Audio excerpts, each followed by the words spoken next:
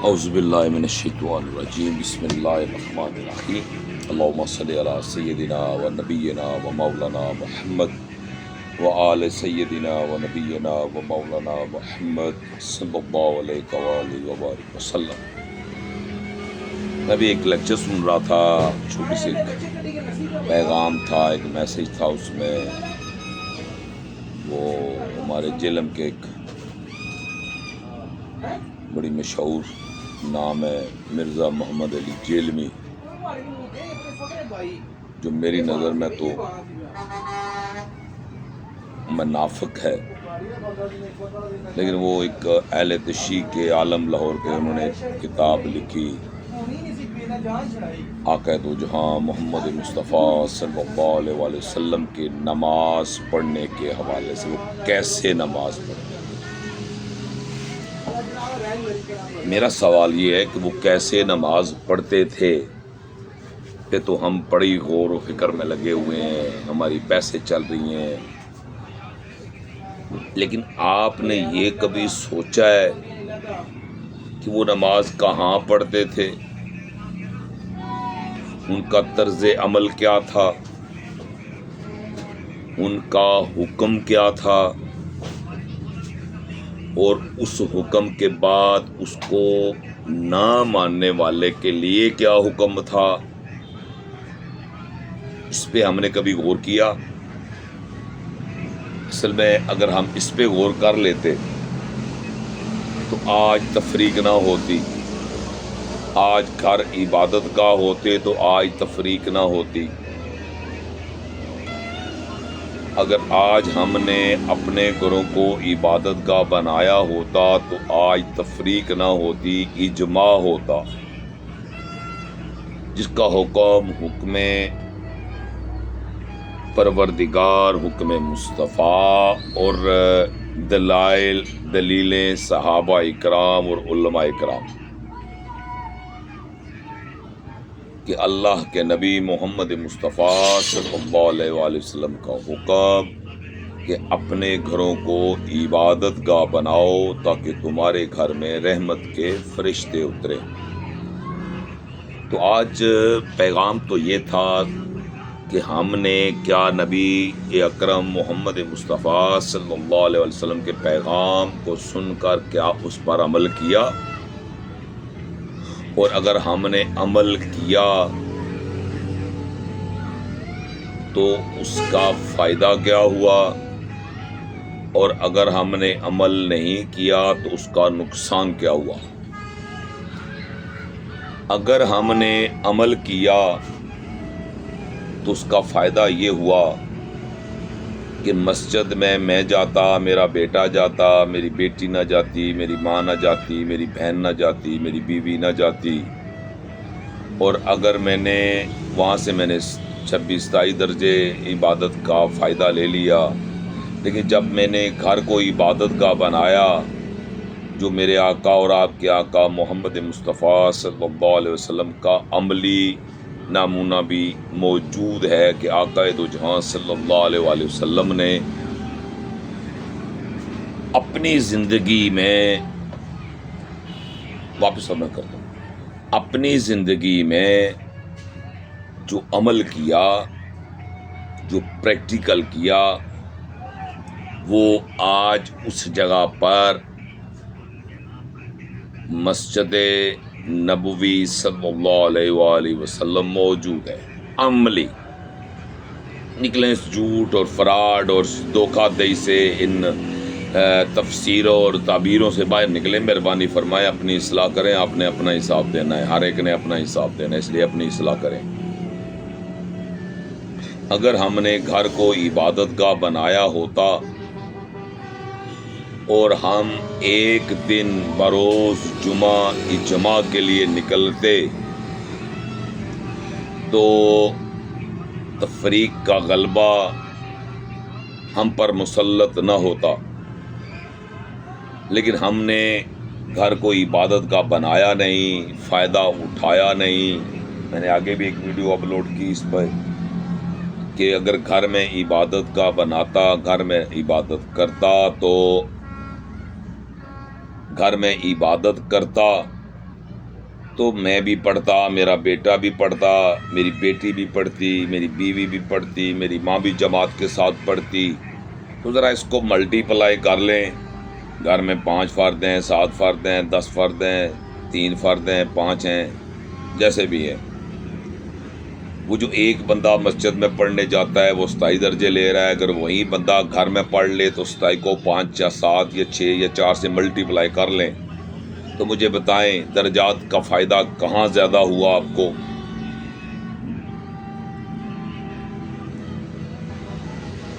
آج ہم اس نقطے پر کھڑے ہیں، ہم آج اس بات پر بحث کر رہے ہیں.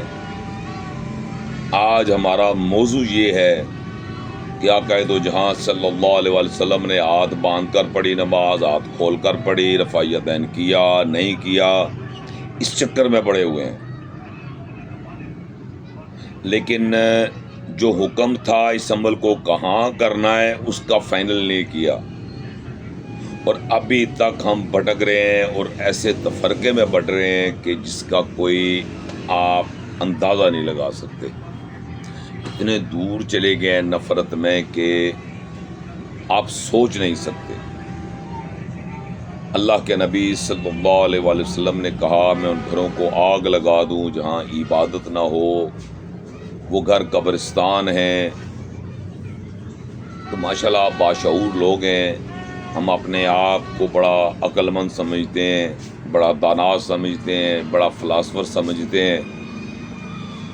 کیا آیا ہم اس بات پر جو حکم مصطفیٰ تھا اس پر عمل کیا، اس پر چل رہے ہیں؟ تو میں نے آپ کو دونوں نقطے سمجھانے ہیں. ایک تو یہ کہ گھر میں جب گھر کو عبادت گاہ بنائیں گے وہاں رحمت کے فرشتے اتریں گے، عبادت آپ کی جو درجات ہے وہ ملٹی پلائی ہو جائیں گے. تو عقل مند ملٹی پلائی میں جائے گا. ماشاءاللہ آپ سمجھدار ہیں. اور اجماع کے لیے مرکزی جامعہ مسجد کا انعقاد کرنا تھا جہاں 2 رکعت اجماع نے ادا کرنے تھے فرض کی شکل میں، لیکن ہم نے ان 2 رکعت میں بھی تضاد ڈال دیا، اس میں بھی اضافہ کر دیا، اپنی مرضی کہ ہم نے رول ریگولیشن جاری کر دیے. آج اس کا نقصان کیا ہے؟ نفع تو میں نے آپ کو بدنفع نقصان جو گھر میں عبادت اور باہر میں نفع کیا اور نقصان کیا یہ تو آپ کو سمجھ آ گیا. اب دوسرا پوائنٹ،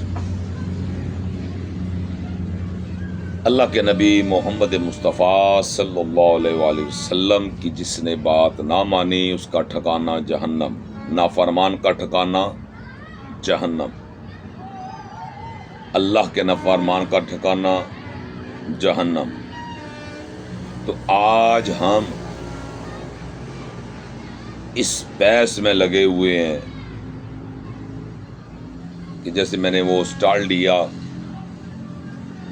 عبادت کا طریقہ کار، کیسے عبادت ادا کرنی ہے. وہ جو ادا کرنی تھی یہ ایک بات تھی، جو اصل بات تھی کہاں کرنی تھی وہ ہم نے طے نہیں کیا، اور ایسی تفریق میں بٹے کہ آج ہمارے گھر، ہماری ماں، ہماری بہنیں، ہماری بیٹیاں، ہماری جتنی بھی عورتیں ہیں جو گھر میں بیچاری بیٹھی ہوئی ہیں ان کو ہم نے عبادت سے محروم کر دیا. تو میرے دوستو، میرے عزیزوں، میرے بھائیوں، کیا ہم نے نفع لیا یا نقصان لیا یہ فیصلہ آپ نے کرنا ہے. اور رہی بات عبادت کی تو اللہ رب العزت کا فرمان عالی شان ہے کہ میں حقوق العباد کے متعلق پوچھوں گا. جب تک وہ معاف نہیں کرے گا تب تک میں معاف نہیں کروں گا. اور جہاں تک بات رہی میرے اعمال کی، وہ میں بڑا رحیم ہوں، بڑا کریم ہوں، وہ میں معاف کر دوں گا. لیکن ہم نے وہ جو معافی والا چانس تھا یہاں پہ اس کو نہیں لیا. ہم نے بندہ ناراض کر دیا, ہم نے انسان کو ناراض کر دیا, ہم نے اس پر یلغار بن گئے, اس کو جہنمی کہہ دیا. اصل میں سچ جو بولتا ہے نا, آج ہمارے ملک کی حالت آپ دیکھ لیں, جو بندہ بھی سیدھی بات کرتا ہے اس کو اٹھا لیا جاتا ہے, جو بندہ بھی صحیح بات کرتا ہے اس کو اگنور کر دیا جاتا ہے, اس کی نفی کی جاتی ہے, اس کے خلاف پروپیگنڈے تیار کیے جاتے ہیں, اور کرنے والے کروانے والے سارے کے سارے جہنمی. جی یہ میں بڑے رسوخ کے ساتھ بات کر رہا ہوں. صحیح بندے کے خلاف کوئی بھی آپ عمل کریں گے وہ آپ کو نقصان دے گا, اور جب تک وہ معاف نہیں کرے گا کل بروز قیامت اللہ بھی کہہ رہا ہے کہ میں اسے معاف نہیں کروں گا. یہ حقوق ہیں. اور اسی عبادت کے متعلق اللہ رب العزت قرآن میں فرماتے ہیں کہ میں تمہاری عبادتیں تمہارے منہ پہ دے ماروں گا, مجھے تیری عبادت کی ضرورت نہیں, میری عبادت کے لیے میرے فرشتے ہی کافی ہیں. تو ہے انسان غور کر, اللہ نے تجھے عقل سے نوازا ہے.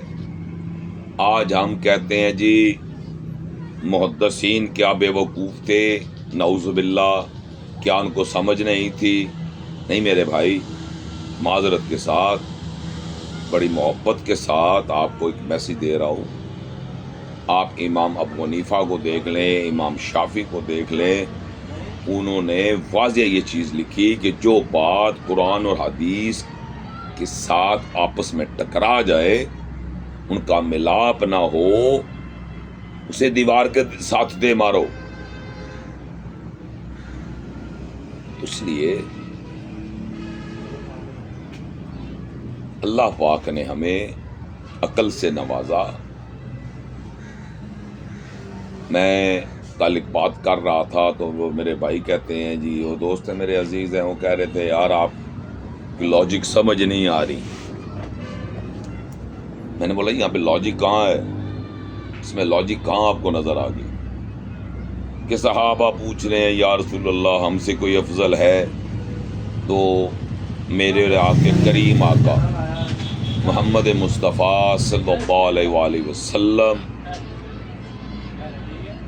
نے کہا ہاں ہے,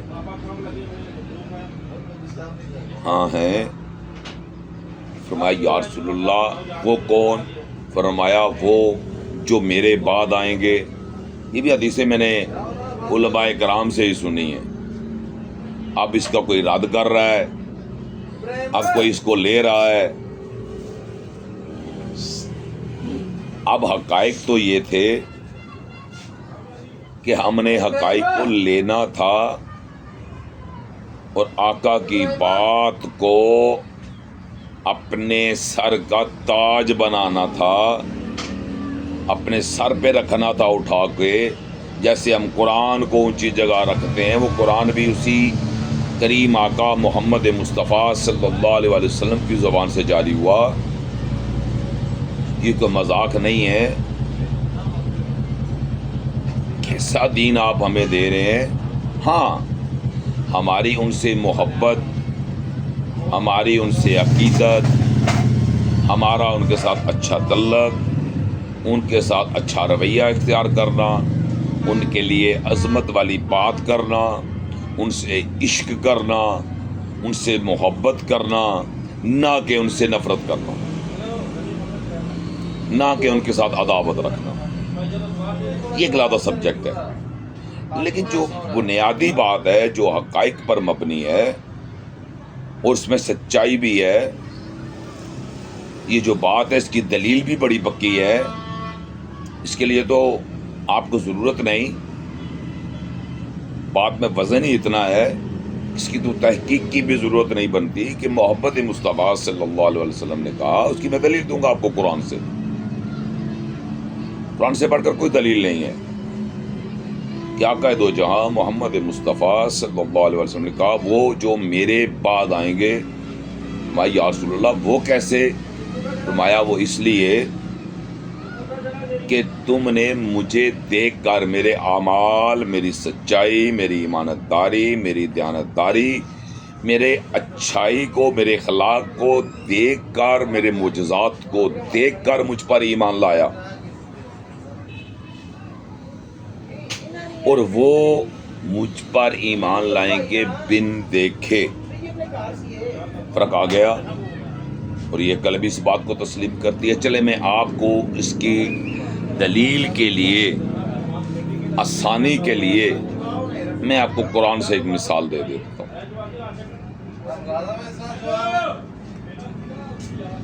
کوشش کروں گا ایسی دلیل اور ایسا پیغام دوں آپ کو، ایسی مثال دوں آپ کو کہ جو کمال ہو جائے، تو ہماری دنیا بھی اور آخرت دونوں بدل دے، ہمیں اچھائی کی طرف لے جائے، نہ کہ برائی کی طرف۔ جس گندگی اور غلاظت میں ہم بیٹھے ہوئے ہیں وہاں سے اللہ ہمیں نکال لے، اللہ ہمیں پاک اور صاف کر دے، اللہ ہمیں اپنے نبی کا رستہ اور نبی کے چاہنے والوں کا رستہ دے دے۔ تو میرے بھائیوں، حقائق یہ ہیں، اللہ نے آپ کو اور مجھے عقل سے نوازا، مجھے اور آپ کو عقل سے نوازا،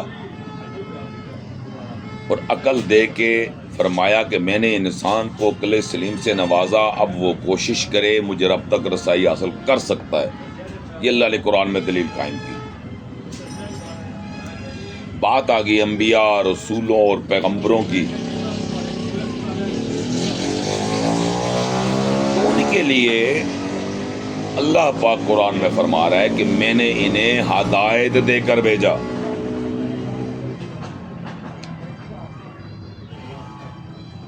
اب آپ ماشاء اللہ آپ سمجھدار ہیں کہ جس چیز کے متعلق آپ کو بتایا جائے کہ یہ کام کرنا ہے، اور جس کے متعلق نہ بتایا جائے وہ آپ نے کر کے آنا ہے، تو اس میں سے آسان کام کون سا ہے اور مشکل کام کون سا ہے؟ جس کے متعلق بتا دیا گیا، کیونکہ اللہ نے انبیاء، رسولوں اور پیغمبروں کو ہدایت دے کر بھیجا تھا، تو وہ تو ان کے پاس ہر چیز موجود تھی، ان کے پاس ہدایت موجود تھی، اللہ نے ہدایت دے کر بھیجا تھا۔ اور کہیں کو کمی آتی تو وہاں پہ فرشتہ بحق آ جاتا، روکنے کے لیے، ٹوکنے کے لیے، بتانے کے لیے، سمجھانے کے لیے۔ ایسے نہیں، اللہ ایسے کہہ رہا ہے۔ آپ کے پاس اور میرے پاس کوئی فرشتہ آتا ہے، وہ تو ہدایت سے پر نور تھے، ہمیں عقل دے کر بھیجا۔ اس لیے فرشتوں نے کہا تھا کہ یا باری تعالیٰ، یہ آپ نے آدم کو بنایا، یہ تو گناہ کرے گی۔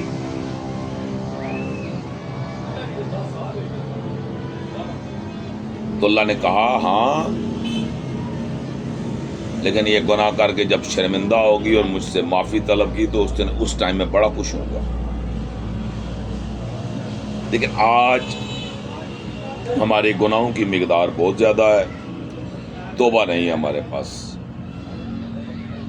باشمول میرے، میں آپ سے بھی التجا کرتا ہوں، اور خود بھی اس وعدہ اللہ شریک کے آگے ہاتھ باندھ کر دعا کرتا ہوں، التجا کرتا ہوں کہ اللہ ہمیں گناہوں سے بچا۔ تیری ذات بڑی پاک ہے، پاک پروردگار، تو خالق کائنات ہے، تو کن فیکون ہے، تو ہمارے دلوں کو نور سے منور کر دے۔ یا اللہ پاک تو ہمیں سیدھا رستہ اور ہدایت عطا فرما۔ یا اللہ پاک ان کا رستہ عطا فرما جن پر پاک پروردگار تو نے انعام کیے ہیں۔ تو میرے عزیزوں، میرے دوستوں، میرے بھائیوں، کیا قرآن سے بڑھ کر کوئی بات ہے؟ کیا اللہ کے حکم سے بڑھ کر کوئی بات ہے؟ میں نے آگے بھی جناب عیسیٰ علیہ السلام کے حوالے سے پورا میں نے بیان ریکارڈ کیا ہے، لیکن اس کی بھی وہ بھی ایک دلیل ہے کہ اللہ رب العزت نے قرآن میں انبیاء کا ذکر کیوں کیا، ان کا ذکر کرنے کی کیا وجوہات تھی کیوں کیا، ان کے ساتھ کیا کیا ہوا، پہلے کیا جائز تھا، اب وہیں اس میں کئی چیزیں ہیں جو ناجائز ہو گئی، جیسے عقائد و جہاں محمد مصطفیٰ صلی اللہ علیہ وآلہ وسلم کے دور میں بہت ساری چیزوں پر پابندی لگی جو پہلے عام تھی، لیکن ہدایت یافتہ ان کو استعمال نہیں کرتے تھے. یہ بھی بڑا ایک افیکٹ ہے. جی جی، یہ بڑی ایک نوٹس والی بات ہے، نوٹ کرنے والی بات ہے، کیونکہ ہدایت اب مجھے ہدایت نہیں دے کر بھیجا گیا، مجھے عقل دے کر بھیجا گیا. میں نے وہ ہو سکتا ہے وہ کام کر لیا ہو سکتا ہے آپ نے کام کر لیا ہو، لیکن اس نے عقل سے نوازنے کی دلیل اس لیے قائم کی کہ معافی کا رستہ رکھا، ہدایت کا رستہ رکھا، کہ اللہ کا بندہ جب وہ خواہش پیدا کرے کہ میں نے اللہ کی طرف متوجہ ہونا ہے، میں نے اب دنیا سے تنگ آ گیا ہوں، دنیا کی جو رغبت تھی اس نے مجھے فائدہ نہیں، مجھے نقصان دیا، میری عاقبت خراب کی، میری دنیا خراب کی، تو وہ جب پلٹ کر اللہ کی طرف رجوع کرتا ہے تو وہ جو کریم رب ہے وہ معاف کرنے والا ہے. وہ جو آپ نے حقوق العباد کے معاملات کیے تھے ان کی سزائیں ہوں گی، اور جو معاملات آپ نے حقوق العباد سے ہٹ کر کیے جو اللہ کے لیے تھے، جس میں آپ نے نماز نہیں پڑھی، روزہ نہیں رکھا، حج نہیں کیا، زکوٰۃ نہیں دی، فلاں فلاں فلاں، وہ تو اللہ کہہ رہے میں معاف کر دوں گا، میں 70 ماہوں سے زیادہ پیار کرتا ہوں.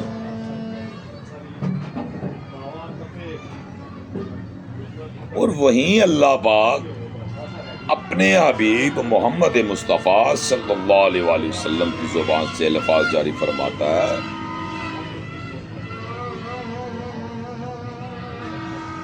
کہ میرے حبیب دین مکمل ہو گیا، آپ کہہ دیجئے کہ میں نے امت کو اکٹھا کر دیا، گورے کالے عربی اجمی غریب امیر کی تقسیم کو ختم کر دیا، تقوی کی بنیاد دے دی. تقوی تو کچھ اور تھا، تفرقہ کچھ اور تھا، ہم نے تقوی لینا تھا، تقوی نہیں لیا، تفرقہ نہیں لینا تھا، اس کو لے لیا.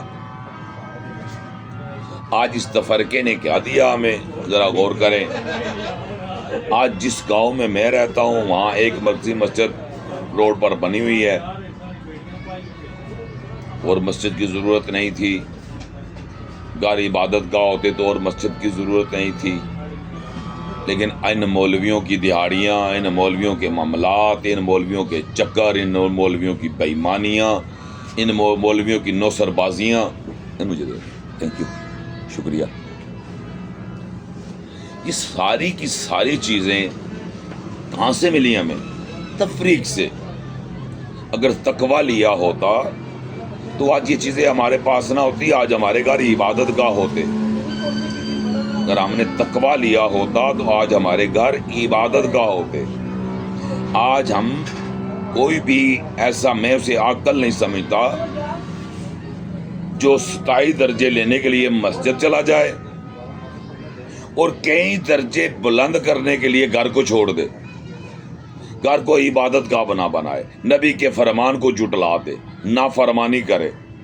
میں اس کو عقل نہیں سمجھتا، میں تو اسے جاہل سمجھتا ہوں. آپ کی نظر میں وہ کیا ہے؟ کمنٹس میں ضرور بتائیے گا، کیونکہ رائے جو ہوتی ہے وہ اصلاح کے لیے ہوتی ہے، خیر کے لیے ہوتی ہے، نفرت کے لیے نہیں ہوتی. تو جب ہمیں ایک دین مکمل مل گیا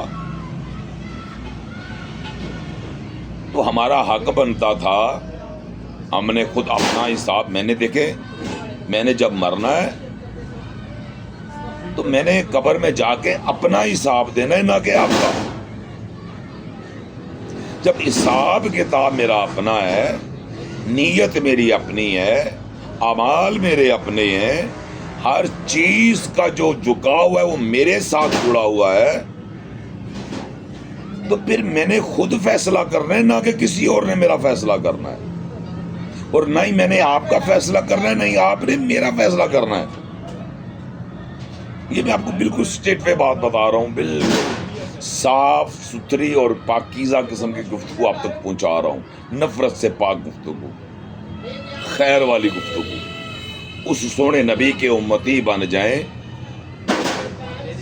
اس تفریق سے باہر نکل آئیں، اور جیسے تفریق کو چھوڑیں گے یہ ساری کی ساری خوبصورتیاں آپ میں نمایاں نظر آئیں گی، آپ کے گھر عبادت گاہ بن جائیں گے۔ جب نبی نے حکم دے دیا اپنے گھروں کو ہی عبادت گاہ بناؤ، پھر باہر عبادت گاہ بنانے کا مقصد کیا ہے؟ یا پھر بولے یہ نبی کا فرمان جھوٹا ہے، اس فرمان کو رد کریں۔ اللہ کے نبی نے اپنے گھر کو عبادت گاہ بنایا، اس کو عمل کو رد کریں۔ اللہ کے نبی نے کہا میں ان گھروں کو آگ لگا دوں جہاں عبادت نہ ہو، اس عمل کو رد کریں۔ اللہ کے نبی نے کہا وہ گھر قبرستان ہے جہاں عبادت نہ ہو، اس حکم کو بھی رد کریں۔ ان سارے احکامات کو رد کریں پہلے، پھر مسجد کی تبلیغ کریں۔ لیکن ہم نے مسجد کی تبلیغ کی، سب کو رد کر دیا، اس کی سن لی جو ہمیں پتھروں سے جہنمی کہلوا رہا ہے، اس کی نہیں سنی۔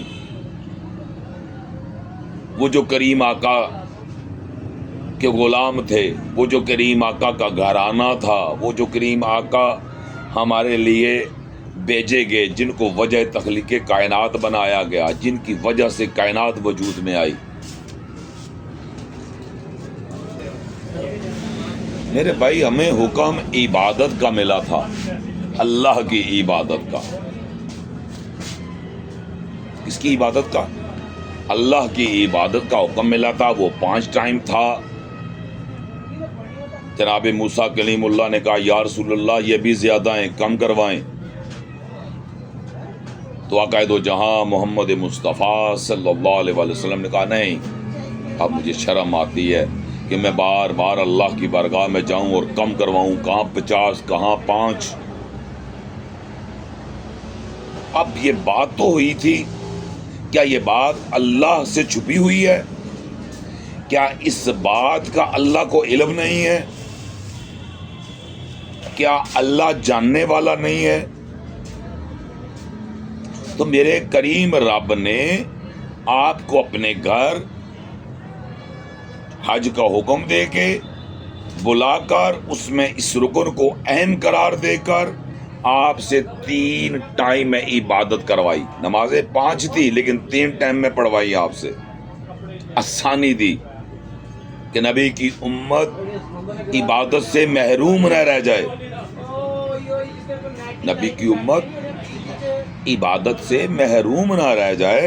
اس لیے اللہ نے آپ کو، دیکھیں آپ یہاں پر عبادت کرتے ہیں جہاں بھی آپ رہتے ہیں، کسی بھی لوکل ایریے میں جہاں بھی آپ رہتے ہیں، چاہے آپ لنڈن میں رہتے ہیں، جہاں بھی رہتے ہیں، جہاں پہ رہتے ہیں وہ آپ کے لیے آسانی والی جگہ ہے۔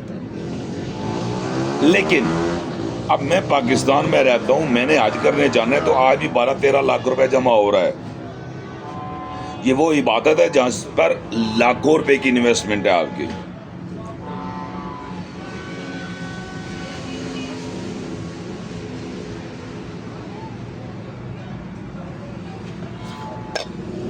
مجھے بتائیں جس عبادت پر آپ لاکھوں روپے لگا کے جائیں، انویسٹمنٹ کر کے جائیں، اور اللہ کہ چلو نکلو میرے گھر سے، میرے حبیب کے گھر سے، جاؤ میدان عرفات اور منام میں، ہو جاؤ اکٹھے، کفن باندھ کے جانا، ننگے سر جانا، کوئی کام نہیں کرنا، اس کا ذکر کرنا،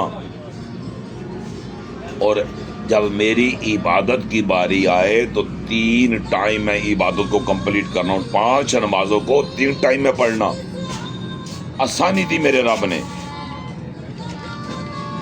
لیکن ہم دین کہاں سے آیا؟ مدینہ اور مکہ سے۔ جب وہاں سے 3-5 وہاں سے آئیں وہ لے لیں، 3 وہاں سے ہر سال پریکٹیکل کرتے ہیں نہیں لے رہے، وہ اٹھا کے ڈال دی۔ وہ جی شیعہ پڑھتے ہیں، ہم سنی ہیں، ہم نہیں پڑھتے۔ اللہ آپ کو ہدایت دے، اللہ آپ کو ہدایت دے۔ اللہ ہمیں عقل سے نوازا ہے، یار عقل کو استعمال کریں، اللہ آسانی دے رہا ہے۔ نبی کی امت کے لیے آسانیاں پیدا کی گئی ہیں، نہ کہ مشکلات۔ اللہ خیر ہے، شر نہیں ہے۔ کیوں مشکل لیے ہوئے ہیں؟ آسانی لے لیں، ضرور فری ہیں تو 5 پڑھے، کوئی اعتراض نہیں، کوئی منہ ذائقہ نہیں، یہ میں اہل تشریح سے بھی گزارو کروں گا، برائے مہربانی نکلیں اس تفریق سے باہر۔ کیوں پکی کر لی ہیں تین آپ نے بھی؟ نکلیں اس تفریق سے باہر، عام کریں اس بات کو، امت کے لیے آسانی پیدا کریں۔ کیوں امت کے لیے نفرت پیدا کی ہوئی ہے؟ کیوں نہیں امت کے خیر خواہ بنتے؟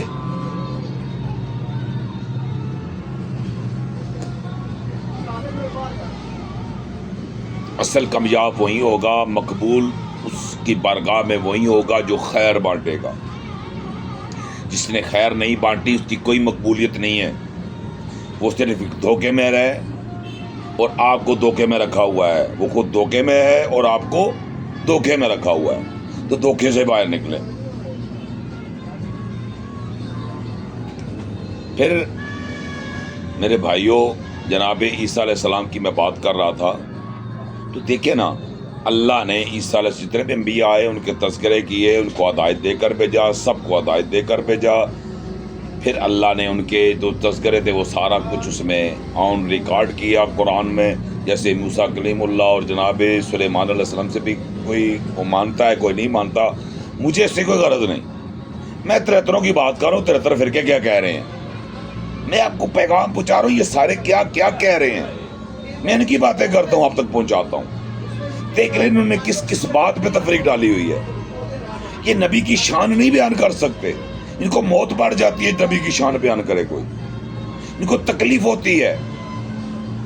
مولا علی کی تو بات ہی نہ کرے نا، یہ تو ان کو تو نبی نہیں، نبی صلی اللہ علیہ وسلم کی ذات ان کو پسند نہیں ہے۔ یہ نبی کے ساتھ محبت کرنے والے ہوتے تو اللہ تو دعوے دار تھا، وجہ تخلیق کائنات بنایا، رحمت للعالمین بنایا، دونوں جہانوں کا سردار بنایا، خاتم النبیین بنایا، ہر دنیا کی اس جہاں کی بھی سرداریاں دی۔ اگر یہ نبی کے چاہنے والے ہوتے تو آج نہ فرمان نہ ہوتے، آج گھر ان کے عبادت کا ہوتے، آج یہ گھروں میں عبادت کر رہے ہوتے، آج انہوں نے مسجد مرکز کے لیے بنائی ہوتی، اور مرکز میں کیا تھا؟ مسافر کے رہنے کی جگہ۔ کہیں تاریخ کو پڑھ لیں، مسافر کے رہنے کی جگہ۔ شعراء بیٹھے وہاں، بیٹھ کے کوئی اپنی معاملات ہیں، گاؤں کا کوئی مسئلہ ہے، اس ایریے کا کوئی ایشو ہے، اس پہ ڈسکس کے لیے، اسلام کے دین کے مجاہدین کے لیے، یہ ان کے لیے پیغام تھا، اس کے لیے جگہ بنی تھی مرکز۔ باقی حکم گھر کو عبادت بنانے کا تھا، ہم نے گھر گلی ہر چوراہے پہ مسجد بنا دی۔ کوئی حنفی ہے، کوئی بریلوی ہے، کوئی دیوبندی ہے، کوئی وہابی ہے، کوئی شیعہ ہے، کوئی سنی ہے، فلاں فلاں فلاں، کیا ہے یہ؟ اور سارے ایک دوسرے کو کلمہ پڑھنے والے ایک دوسرے کو جہنمی کہہ رہے ہیں۔ کیا یہ دین اسلام کی تعلیمات تھی؟ عیسیٰ علیہ السلام کی زندگی تو بہترین نمونہ تھی ہمارے لیے، ایک اللہ نے ڈیفینیشن بیان کی تھی، دیکھ لو میں نے امتی کیسا بنایا ہے۔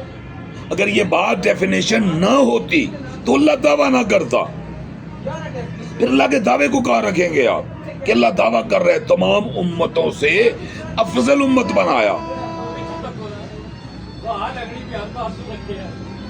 اللہ کے نبی صلی اللہ علیہ وسلم کو فرمان کہاں رکھیں گے کہ صحابہ سے کہہ رہے تم سے بھی بہتر ہیں وہ جو میرے بعد آئیں گے، تم نے دیکھ کر، ہاں جی پڑھ کر اور بنا پڑھے سمجھ کر، عقل وہ جو سنے اور فیصلہ کر لے، عقل اسے بولتے ہیں، اور دوسری وہ بھی عقل کا معیار ہے، لیکن یہ عقل کا اعلیٰ معیار ہے، لیکن یہ جو کمزور معیار ہے وہ پڑھ کر ہے۔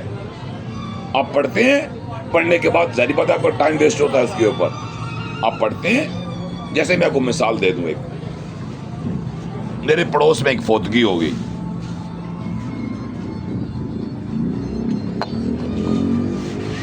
کیونکہ میں سابقہ بریلوی مسلک سے تعلق رکھتا تھا، اہل سنت والجماعت بریلوی مسلک سے، تو وہ بھی سارے بریلوی تھے، اہل سنت تھے، حنفی، تو وہاں فوتگی ہوگی، وہ ہمارے اللہ پاک ان کی مغفرت کرے، اللہ پاک ان کی قبر کو بکہ نور بنائے۔ حاجی رحمت علی ہمارے انکل تھے، ہمارے چچا کی جگہ تھے، اللہ ان کو ان کی قبر کو تحت نظر کشادگی عطا فرمائے، ان کے بیٹے، بھتیجے، داماد، ان کے بھائی، ان کے عزیز و اقارب فیملی کے سارے، وہ ظاہری بات ہے ان کی فیملی تھی، وہ سارے لوگ ان کو پتہ تھا، وہ اٹیچ تھی ان کے ساتھ، وہ سارے پہنچ گئے. میں بھی پڑوسی ہونے کے ناطے مجھے بھی خبر ملی، میں بھی وہاں پہنچ گیا. تو وہاں پہ بات چل رہی، بات میں میں نے کہا یار اس طرح کریں، ان کو غسل دے دے باقی ہو جائے. میرے پاس انجیکشن ہے، پخانہ ہوگا کیا ہوگا، صاف کر لے، غسل دے دے. تو ضرورت پڑی کیونکہ نیکسٹ ڈے 24 آور گزرنے کے بعد، بلکہ 3-4 گھنٹے پہلے گزر چکے تھے، یا 2 گھنٹے یا 3 گھنٹے پنڈی میں آنے سے یہاں پہ 1.5 گھنٹہ لگ جاتا ہے ایم ایچ سے گجر خان.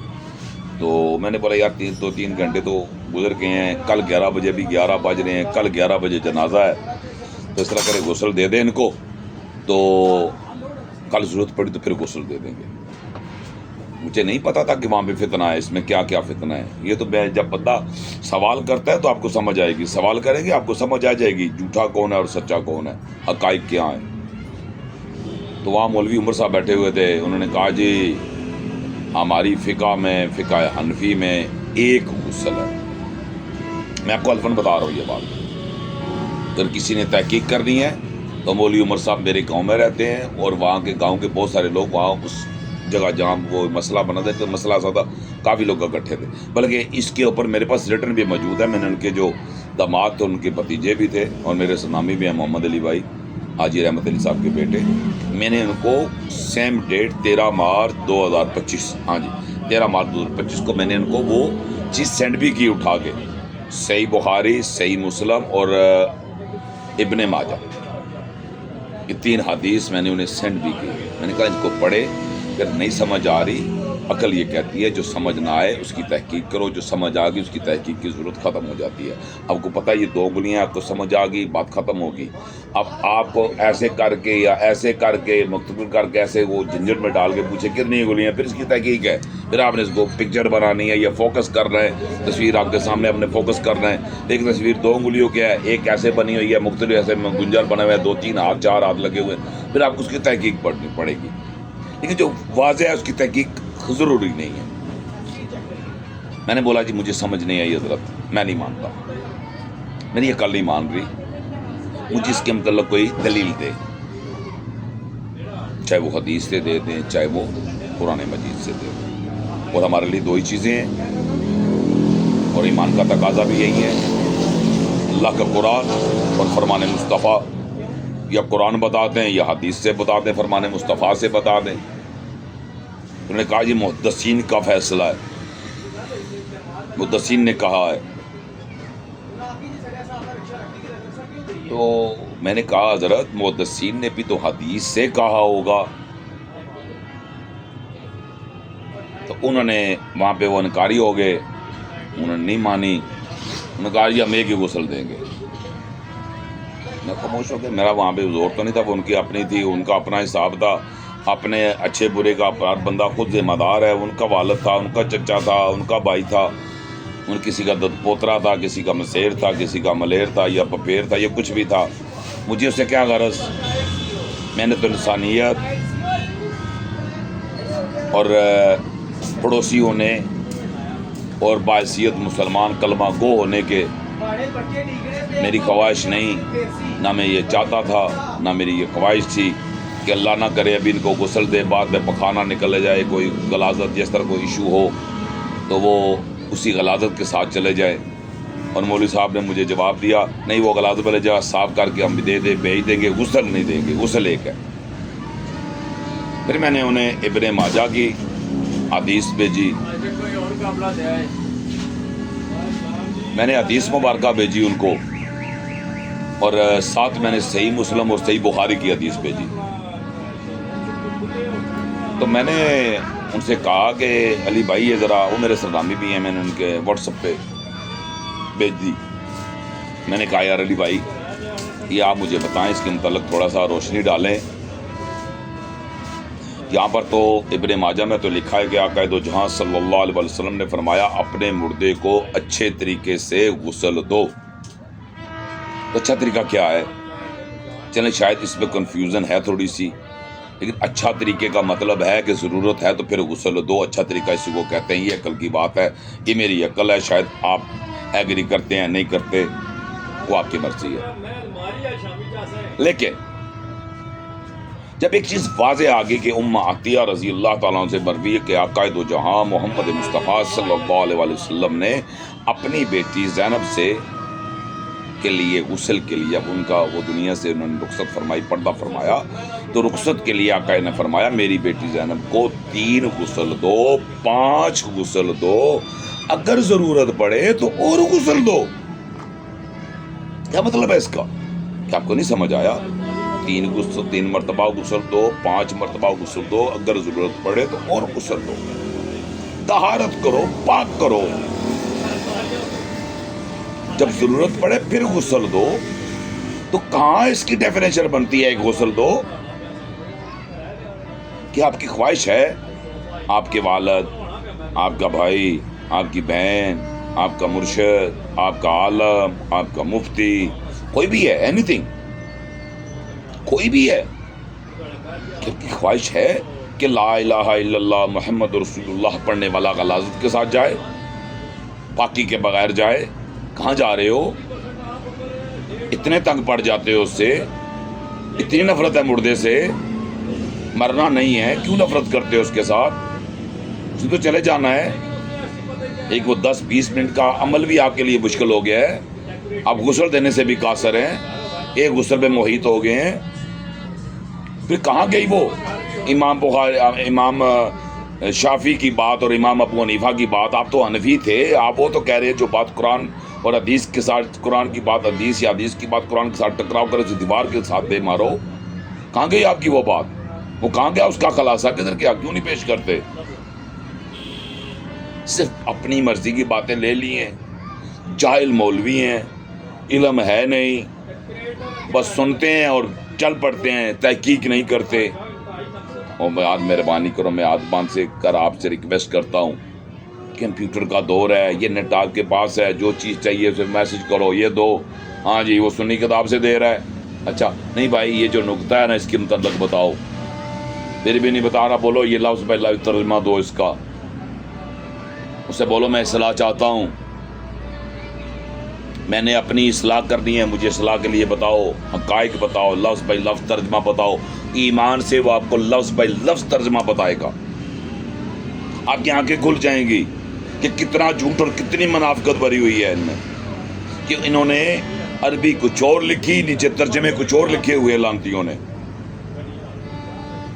اوپر اللہ لکھا ہوا ہے، نیچے انہوں نے خدا لکھا ہوا ہے۔ کتنا بڑا ظلم ہے یہ، کتنا بڑا ظلم ہے۔ آج آپ کے اس دور میں، موجودہ دور میں 75+ لوگ مزاجی خدا کو مانتے ہیں، بلکہ 75+ مانتے ہیں،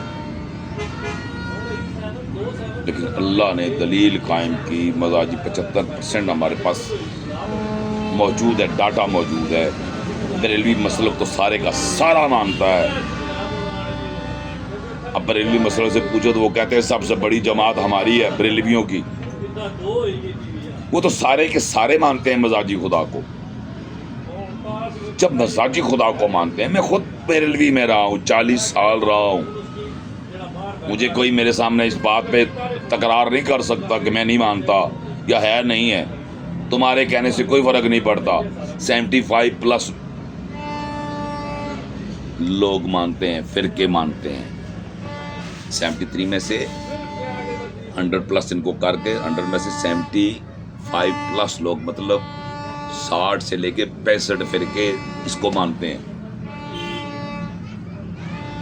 مزاجی خدا کے کنسپٹ کو، کیونکہ لفظ خدا کی جمع آ جاتی ہے، اللہ وحدہ لا شریک ہے، اس کو کوئی شریک نہیں ہے، اور لفظ خدا جمع کا صیغہ ہے، وہ اس کا جمع خدائی بھی بنتا ہے، اس کی جمع خداؤں بھی بنتا ہے۔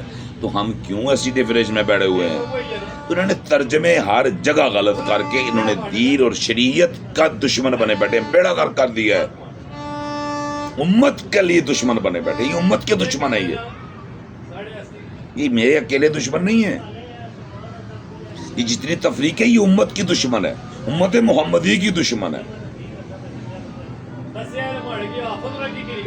تو جناب عیسیٰ علیہ السلام کی زندگی بہترین نمونہ اس لیے ہمارے لیے اللہ نے دعویٰ کیا، تمام امتوں سے افضل امت بنایا کہ دیکھ لیں عیسیٰ علیہ السلام کو اللہ نے کس نعمت اور رحمت سے نوازا تھا. بن باپ کے پیدا کیا. کیا مطلب بن باپ کے؟ بغیر غلاظت کے، بغیر کسی تخم کے، بغیر کسی مرد کے ٹچ کیے، پاکیزہ اور پاک اور صاف ماں کے تخم وجود سے پیدا کیا، بغیر کسی تخم کے. کس نے پیدا کیا؟ اللہ. اب یہ بات بڑی کڑوی لگے گی تو پیچھے چلے جائیں، آدم سے اسٹڈی کر لیں. جناب آدم علیہ السلام سے، ان کے بیٹے ہوئے، ان کی پسلی سے عورت کو پیدا کیا. جب جناب عشیش کا دور آیا، اوپر سے عورت اپنا جنت سے حوروں کو بھیجا گیا، ان کے تخم سے آپاشی کی گئی، ان سے آپاشی کی گئی. کیا مطلب ہے اس کا؟ دیکھ لیں نا، اسٹیپ وائز دیکھ لیں. تو یہ اللہ کا نظام ہے، ہم اللہ کے نظام میں مخل ہو رہے ہیں. اللہ نے بن باپ کے پیدا کیا. شیر خور تھے تو کلام کروایا، زبان سے بولا آیا کہ کہو بتا دو ان کو میں اللہ کا بھیجا ہوا نبی ہوں. نبی بنایا، پیغمبر بنایا، روح اللہ بنایا، ڈھیروں معجزات سے نوازا، زمین سے زندہ اٹھایا. کیا کرما چاہیے آپ کو؟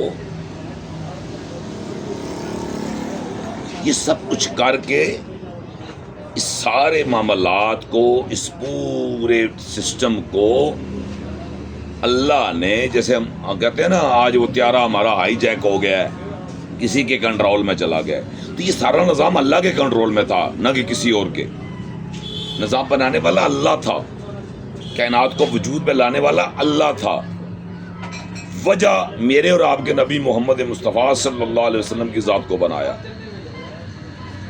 تو اللہ نے امتی کی ڈیفینیشن بتائی کہ میں نے امتی کتنا سونا بنایا ہے. اب ہم میں کیا کمی ہے یہ ہم نے دیکھنا تھا. ہم کیوں آج پیچھے ہیں یہ ہم نے دیکھنا تھا. آج اب اولیاء پہ انگلی اٹھاتے ہو، شرم نہیں آتی آپ کو؟ ولی کیا کر سکتا ہے؟ آپ کیا کر سکتے ہو؟ انگلی تو بڑے آرام سے اٹھا لیتے ہو ولی پر. یہ کیا دے گا آپ کو؟ یہ کیا کر سکتا ہے؟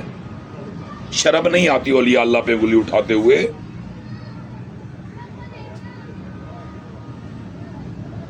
میں آپ کو اللہ کو حاضر ناظر جان کر یہ بات بتا رہا ہوں کہ اللہ کے ولی بہت کچھ کر سکتے ہیں. اس کی دلیل وہ بھی میں قرآن سے دوں گا.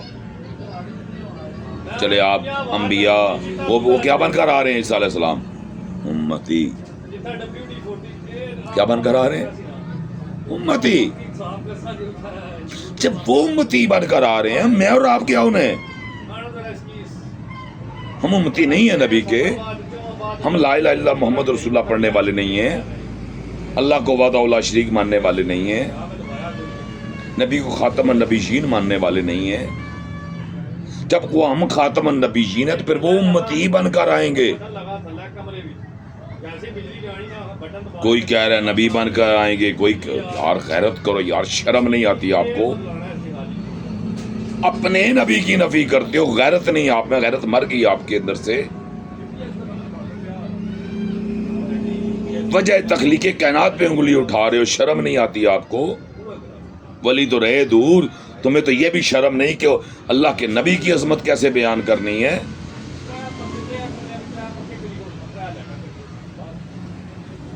وہ کون سی جگہ ہے جہاں آپ نے نافرمانی نہیں کی؟ کہ اللہ نے قرآن میں نہیں کہا کہ فرقہ نہ ہو؟ کیا ڈھونڈ رہے ہو فرقوں میں؟ اللہ نے تو منع کیا ہے. اللہ کے نبی نے کہا اللہ کی رسی کو مضبوطی سے، تم میں قرآن چھوڑے جا رہا ہوں، قرآن کی رسی کو مضبوطی سے تھامے رکھو اور تفرقے میں نہ پڑھنا. نبی منع کر کے گئے ہیں تفرقے میں نہ جانا. ہم تفرقے میں نجات ڈھونڈ رہے ہیں، تفرقے میں ناجی ڈھونڈ رہے ہیں. ہم وہ جاہل ہیں جس سے نبی نے منع فرمایا ہے اس میں ہم جنتی ڈھونڈ رہے ہیں. اللہ کے نبی نے کہا جو دو مسلمانوں میں تفریق ڈالے وہ ہم میں سے نہیں، ہم پھر بھی اسی میں ناجی ڈھونڈ رہے ہیں، نجات پانے والا۔ حتیٰ کہ جب آقا دو جہاں محمد مصطفیٰ صلی اللہ علیہ وسلم نے بنی اسرائیل اور اپنی امت کی مثال دے دی اور دلیل قائم کی کہ جیسے ایک جوتا دوسرے جوتے کے برابر، جو اپنی ماں کے ساتھ اعلانیہ بدکاری کرے گا اگر وہ ان میں ہوگا تو ان میں بھی ہوگا، میری امت میں بھی ہوگا۔ تو تفریق کے متعلق تو ماں کے ساتھ بدکاری کرنے والے کی مثال دی گئی ہے، تو کیا ڈھونڈ رہے ہیں اس میں؟ آپ کیا رکھا ہے اس تفریق میں؟ اس نے دیا کیا ہے آپ کو؟ اس تفریق نے باپ کو بیٹے سے اور بیٹے کو باپ سے جہنمی کہلوایا۔ یہ دین ہے، یہ شریعت محمدی ہے، یہ حکم مصطفیٰ تھا کہ باپ بیٹے کو اور بیٹا باپ کو جہنمی کہے۔ لعنت ایسی تفریق پر یار، اور میری بہنوں میرے بھائیوں، لعنت بھیجو ایسی تفریق پر۔ ہم ناجی فرقہ ڈھونڈ رہے ہیں، وہ اللہ کے نبی نے امت اکٹھی کر کے دلیل قائم کر دی کہ میں امتی چھوڑ کر جا رہا ہوں، آگے ان سے نسل کشی ہوگی، وہ آگے جائیں گے۔ جماعت بنا کر گئے تھے، جماعت موجود ہے، ہمیں جماعت ڈھونڈنے کی ضرورت ہی نہیں۔ ہم تفریق میں جماعت ڈھونڈ رہے ہیں، جماعت نبی چھوڑ کر گئے تھے۔ گورے کالے عربی اجمی غریب امیر کی تقسیم کو ختم کر کے تقوی کی بنیاد دے کر گئے تھے۔ جس نے تقوی اپنایا اس کو جماعت کی ضرورت نہیں، وہ جماعت میں موجود ہے، وہ اسی جماعت کا چاہنے اور ماننے والا ہے جو نبی صلی اللہ علیہ وسلم چھوڑ کر گئے تھے۔ وہ کن کی جماعت تھی؟ صحابہ کی۔ کہاں اس میں نفرت ہے؟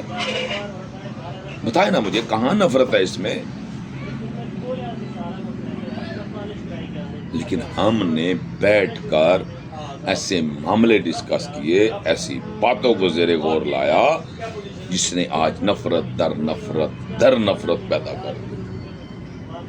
اور آج یہ عالم ہو گیا کہ صحابہ اکرام کو سر عام گالیاں دی جا رہی ہیں۔ یہاں پر لا الہ الا اللہ محمد رسول اللہ پڑھنے والے کو سر عام کافر اور جہنمی کہا جا رہا ہے۔ کیا ہم نے سیکھا دین سے؟ دین تو آسان ترین تھا، خوبصورت ترین تھا، چاہت اور محبت سے بھرا ہوا تھا۔ مجھے سمجھ نہیں آ رہی، محدثین جس کے پاس جاؤ سارے محدث لے کر بیٹھے ہوئے ہیں، جس کے بولو حقائق بیان کرو وہ لانتی حقائق نہیں بیان کرتا، جو حقائق بیان کرتا ہے اسے جان چھڑا کے چلے جاتے ہیں، اور جو جھوٹی بنو امیہ کی من گڑت حدیثیں گڑی ہوئی ہیں ان کو لے کے وہ ڈیفنس کر رہا ہے۔ یار عقل کس لیے اللہ نے دیا تھا؟ غلط کو چھوڑو، صحیح کو لے لو، مشکل کو چھوڑو، آسانی لے لو۔ 5 نمازیں تھی، اللہ نے 3 کروا کے عمل 5 کو 3 میں یکسو کر کے اکٹھا کر کے آپ کو دے دی، آسانی دے دی، لے لو۔ لیکن ہم نے آسانی نہیں لی، مشکل لے لی، ہم نے محبت نہیں لی، نفرت لے لی، ہم نے بھائی چارہ نہیں لیا، دشمنی لے لی، ہم نے ایک پرچم کے نیچے، ایک علم کے نیچے اکٹھا ہونا میں استفادہ نہیں کیا، ہم ڈفرنٹ اپنی ٹولیاں بنا کے کھڑے ہو گئے۔ آج پہلے فرقے تھے، آج ہر فرقہ اپنے آپ کو جماعت کہنا شروع ہو گیا۔ اب 73 جماعتیں بن رہی ہیں۔ لو سانبو انہاں کی، ہن تساں سانبو انہاں نوں، ہن تے 73 جماعتاں بن رہی نے، ہن کیڑی دلیل ہے تواڈے کول تسی جنتی ہو؟ چلے بتا دیں، سننے والے میرے بتا دیں کہ آپ کیسے جنتی ہیں، کیا دلیل ہے آپ کے پاس آپ جنتی ہیں؟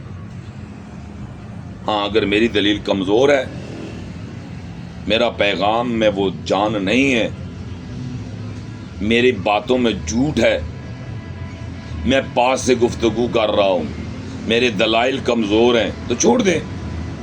میں کو آپ کو جبرن تو نہیں کہہ رہا، ایمان سے میں آپ کو جبرن نہیں کہہ رہا۔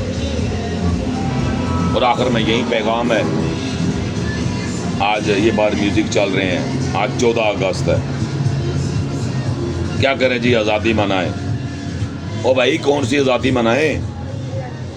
کس چیز کی آزادی منائیں؟ بجلی کے بل 30 40 20 30 ہزار روپے آ رہے ہیں، گیس کے بل 8 10 12 ہزار کے لوگوں کے آ رہے ہیں، پانی کے بل آپ کے آ رہے ہیں، دکان کے کرائے سر پہ چڑھے ہوئے ہیں، کاروبار کا نام و نشان نہیں ہے، 100% میں سے 25% بزنس رہ گیا ہے، 75% بزنس کا بیڑا غرق ہو گیا ہے۔ ہم آزاد ہیں؟ آزادی کا کیا مطلب ہے؟ آزادی کا کیا مطلب ہے؟ پیپلز پارٹی ہے، نون لیگ ہے، جماعت اسلامی ہے، اپنا مولانا فضل الرحمان کی جماعت ہے، پی ٹی آئی ہے، بھی ڈھیر ساری جماعتیں ہیں۔ یار طریقے لبیک، یار جو جس پارٹی کا ہے وہ اپنا علم اٹھائے اور پاکستان کا پرچم لہرائے، جہاں مرضی جائے، کیا کسی کو اعتراض؟ لیکن اب علم بھی اپنا اٹھانا جرم ہے۔ اب سمجھ گئے؟ آپ کو سمجھ آ رہی ہے کہ آج میں دیکھ رہا تھا ویڈیو پہ وہ کہ جس نے پی ٹی آئی کا جھنڈا اٹھایا ہوا ہے ساتھ پاکستان کے جھنڈے کے ساتھ، وہ پاکستان کے جھنڈے کی بھی بےرحمتی کر رہے ہیں، لعنتی۔ 50 مسجدیں گرانے کا حکم دیا گیا ہے، پتہ ہے آپ کو؟ 50 مسجدیں گرانے کا حکم دیا ہے، جس میں شاہ فیصل مسجد بھی شامل ہے۔ کس نے دیا؟ کس کی حکومت؟ دو جواب۔ اللہ کا واسطہ ہے، اپنی اصلاح کریں، اپنے نسل کے خیر خواہ بنیں، اپنی نسل کے خیر خواہ بنیں۔ جب تک اپنی نسل کے خیر خواہ نہیں بنیں گے، کوئی بندہ آپ کو فائدہ نہیں دے گا۔ ہر بندہ کہتا ہے میں ٹھیک ہوں، باقی غلط ہیں۔ میں تو سب کی گفتگو آپ کے سامنے رکھی، ہاتھ باندھ کر آپ سے گزارش کر رہا ہوں، سب کی گفتگو یکسو کے ساتھ میں نے آپ کے ساتھ گٹھی کر کے آپ کے سامنے رکھ دی۔ یہ لے میرے بھائی، چیک کر لے، یہ ریالٹی ہے۔ یہاں پہ جھوٹ نہیں ہے، جھوٹوں پہ اللہ کی لعنت، حق کو نہ ماننے والے پر بھی لعنت، جو جھوٹوں کا ساتھ دے اور حق کو چھوڑ دے اس میں بھی لعنت۔ دین اسلام کی طرف آئیں، حقائق کی طرف آئیں، آسانیوں کی طرف آئیں، خیر خواہی کی طرف آئیں، کسی کے خیر خواہ بنیں، دشمن مت بنیں۔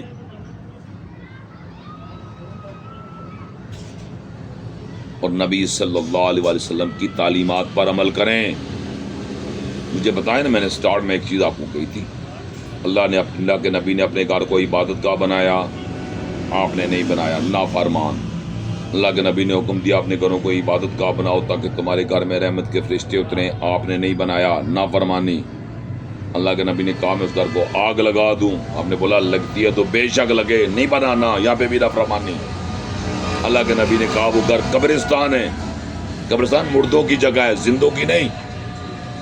ہم نے کہا نہیں مانتے، ہم نے فرقے کی ماننی ہے، ہم نے محدث کی ماننی ہے، نبی کی نہیں ماننی، اللہ کی نہیں ماننی۔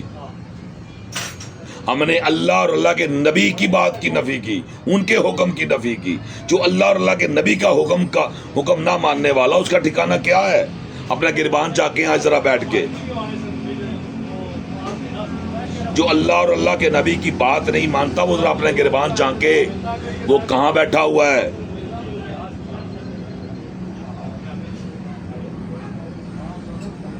اپنی نسل کے خیر خواہ بنے، دشمن مت بنے۔ جو خیر خواہ نہیں بنتا اس کا ٹھکانہ جہنم ہے، یہ میں آپ کو بڑے واضح لفظوں میں کہہ رہا ہوں۔ خیر خواہ بنے، نسل کے نہیں امت کے بھی خیر خواہ بنے۔ بخشش خیر خواہی میں ہے، کسی کو برا کہنے میں کسی جگہ بخشش کا کوئی کنسپٹ نہیں ہے۔ یا بتائیں مجھے اپنے آپ سے سوال کر لیں کہ کہاں نبی نے کہا کہ کلمہ پڑھنے والے کو جہنمی کو؟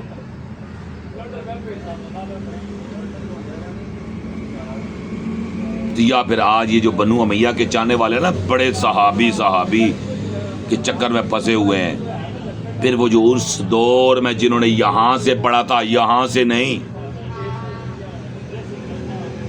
پھر ان کے متعلق وہ رائے قائم کر لیں، سمجھ آ جائے گی ان کو بھی کہ دین مصطفیٰ اور شریعت مصطفیٰ کیا ہے۔ دو گواہ ہوں تو بندہ پھانسی لگ جاتا ہے۔ گواہی کا میننگ مطلب یہ ہے کہ کل بروز قیامت کوئی بھی معاملہ ہوگا، حساب کتاب تو ہوگا، اور جس کا گواہ ہوگا اس کی کوئی معافی نہیں ہے، جس کا بات کا گواہ ہوگا اس کی کوئی معافی نہیں۔ یا تو آپ کے خلاف 72 کرو، آپ کو اکیلے کو جہنمی کہہ رہے ہیں۔ امام وہ چنا جو جس امام کو 72 کرو جہنمی کہہ رہے ہیں، کیسے کے پیچھے عبادت ہو سکتی ہے؟ جواب دے بھائی، لڑنے میں اس میں کوئی بات نہیں ہے، دلیل کے ساتھ بات کرے، کوئی دلیل دے مجھے قرآن و حدیث کی روشنی میں۔ میں بھی صلاح چاہتا ہوں، میں بھی اپنی خیر خواہی چاہتا ہوں، میں بھی لا الہ الا اللہ محمد رسول اللہ پڑھنے والا ہوں، خاتم النبیین ماننے والا ہوں، اللہ کو وحدہ لا شریک ماننے والا ہوں، صحابہ کا چاہنے والا ہوں، نبی کے گھرانے کا عاشق کا عشق ان کے ساتھ کرنے کا دعویٰ کرنے والا ہوں۔ وہ پتہ نہیں جھوٹا ہے سچا ہے، یہ وہ وہاں پتہ چلے گا، یا میری گفتگو آپ کو بتا دے گی یہ سچا ہے اس کا عشق یا جھوٹا ہے، اس کا دعویٰ سچا ہے کہ جھوٹا ہے۔ کیونکہ اب میں بات بھی اپنی کلوز کروں گا، تقریباً 1 گھنٹے سے اوپر ہوگی ریکارڈنگ، بس 2-3 منٹ میں کلوزنگ کرتا ہوں کہ میں نے آپ کے گھر جانا ہے۔ میں نے آگے بھی بات بتا چکا ہوں، تو جب تک میں آپ کا ذکر نہیں کروں گا، آپ کے گھر آپ اس مقام تک نہیں پہنچ سکتا جب تک اس مقام کا ذکر نہ کروں۔ اس مقام پہ پہنچ کر بھی اس مقام پر رہنے والے کا ذکر نہیں کروں گا، تب تک بھی نہیں پہنچ سکتا۔ تو میرے بھائیوں، میری بہنوں، اگر آپ نے جنت جانا ہے تو جنت جانے کے لیے جو جنت کا سردار ہے، جنت کا جو مختار ہے، ان کا جب تک ذکر نہیں کریں گے آپ کو وہ رستہ نہیں ملے گا۔ یس، فائنل ڈیسیشن ایمان والوں کے لیے۔ اللہ قرآن میں فرماتا ہے، ایمان والو نبی کریم محمد مصطفیٰ صلی اللہ علیہ وآلہ وسلم کی ذات اقدس پر درود اور سلام بھیجو۔ ہے ایمان والو، میں رب ہو کے بھیج رہا ہوں، میرے فرشتے بھیج رہے ہیں، ایمان والو تم بھی بھیجو۔ اللہ نے بتا دیا کہ وہاں کی مختاریاں، وہاں کی سرداریاں یہ صرف نبی کی ذات کو، اس کے گھرانے کے لیے ہیں، باقی کسی کے لیے نہیں ہے۔ کیونکہ آپ قرآن اٹھا کے دیکھ لیں، انبیاء، رسول، پیغمبر بروز محشر اپنی امتوں کو بخشوا کر جنت جائیں گے۔ وہ جنتی بن کر جائیں گے، سردار بن کر نہیں جائیں گے۔ اور آپ کے گھر میں مختار نہیں ہو سکتا۔ جس گھر میں آپ سردار ہیں، جس گھر کے آپ مختار ہیں، اس گھر میں میں نہیں بیٹھ سکتا۔ میں کتنا ہی اچھا کیوں نہ ہو جاؤں، کتنا ہی خیر خواہ کیوں نہ ہو جاؤں، ہاں ایک کام کر سکتا ہوں، ہاں یہ ایک کام ہو سکتا ہے کہ آپ مجھ سے مشاورت کر سکتے ہیں، لیکن وہ بھی آپ بشکل مرد، عورت نہیں، بشکل مرد، جو شریعت کا حکم ہے۔ تو جناب بی بی فاطمہ سلام اللہ علیہ، آپ کے تو بال کو بھی سورج کی جرت نہیں وہ دیکھے، وہ بھی غروب ہو جاتا تھا، بال سرک جائے، سے آپ چاہنے والے ہیں نبی کے۔ عمر نے دروازہ توڑا، ابو بکر نے یہ کیا، حضرت عثمان نے، اور یار جس نے جو کیا، آپ موجود تھے، آپ موجود تھے وہاں پہ۔ برائے مہربانی اس معاملے کو اللہ اور اللہ کے رسول کے حوالے کرو، اور نکلو اس بری سوچ سے باہر نکلو، نفی کی سوچ سے۔ آپ بہت شوق ہے نا کسی کو، بہت شوق ہے کسی کو، بہت عشق ہے، بہت ولولہ ہے، بہت جذبات ہے، تو دعا مانگ لو، بڑی آسان سی دعا ہے۔ یا اللہ، جس نے بھی تیرے نبی اور میرے آقا میرے محمد مصطفیٰ صلی اللہ علیہ وسلم کی ذات اقدس کے ساتھ برا کیا، یا جو برا رہا بعد میں بھی، اوپر سے کچھ تھا، اندر سے کچھ تھا، اللہ یہ تو جانتا ہے۔ اللہ اگر کوئی تھا تو اس پہ لعنت۔ تیرے نبی کی آل کا کوئی دشمن تھا یا جس نے دشمنی کی یا جس نے نبی کی آل کو ذبح کیا، اللہ اس پہ لعنت۔ بات ختم ہو گئی ہے میرے بھائیوں، نکلے اس گندگی اور اس غلاظت، تفریق کی غلاظت سے باہر نکلے، اللہ کا واسطہ ہے، میں ہاتھ جوڑتا ہوں، نکلے اس غلاظت سے باہر، اپنی اصلاح کریں، اپنے بچوں کی خیر خواہ کریں، بنیں، اپنے گھر کو عبادت گاہ بنائیں، نبی نے بنایا، عمل کیا، حکم دیا، پھر ڈرایا، کیا سمجھ نہیں آتی آپ کو؟ نکلے اس تفریق سے باہر، اللہ پاک ہمیں عمل کی توفیق عطا فرمائے،